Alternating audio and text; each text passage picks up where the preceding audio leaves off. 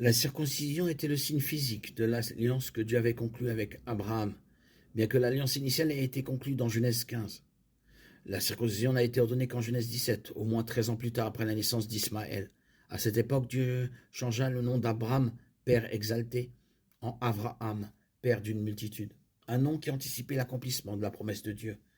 L'alliance fut conclue avec Abraham, puis avec Isaac et Jacob, et tous leurs descendants. Le baptême est en quelque sorte le signe de la nouvelle alliance que Dieu conclut avec son Église.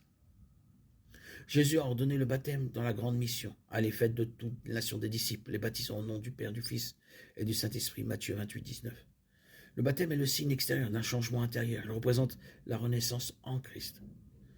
De nombreuses traditions réformées ont établi un parallèle très étroit entre la circoncision et le baptême et ont utilisé l'enseignement de l'Ancien Testament sur la circoncision pour justifier le baptême des enfants. L'argument est le suivant. Puisque les enfants nés dans la communauté juive de l'Ancien Testament étaient circoncis, les enfants nés dans la communauté ecclésiale du Nouveau Testament devraient être baptisés. Bien qu'il existe des parallèles entre le baptême et la circoncision, ils symbolisent deux alliances très différentes.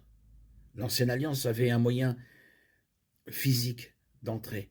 On est né de parents juifs ou on est acheté comme domestique dans une famille juive. Genèse 17, 10, 13.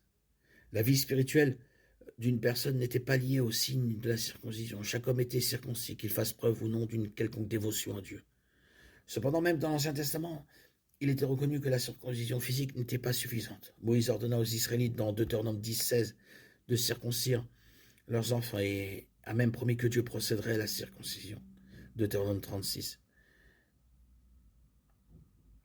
L'Éternel ton Dieu circoncira ton cœur et le cœur de ta descendance afin que tu aimes l'Éternel ton Dieu de tout ton cœur et de toute ton âme afin que tu vives. Jérémie a également prêché la nécessité de la circoncision du cœur. Jérémie 4, 4. Circoncisez-vous pour le Seigneur, enlevez le prépuce de vos cœurs, ô hommes de Juda et habitants de Jérusalem, de peur que ma colère n'éclate comme un feu et brûle sans que personne ne puisse l'éteindre à cause de la méchanceté de tes actions. C'était le moyen d'entrer dans la nouvelle alliance. Acte 16, 31 nous dit, et ils dirent, crois au Seigneur Jésus et tu seras sauvé, toi et ta famille. Par conséquent, la vie spirituelle d'une personne est étroitement liée au signe du baptême.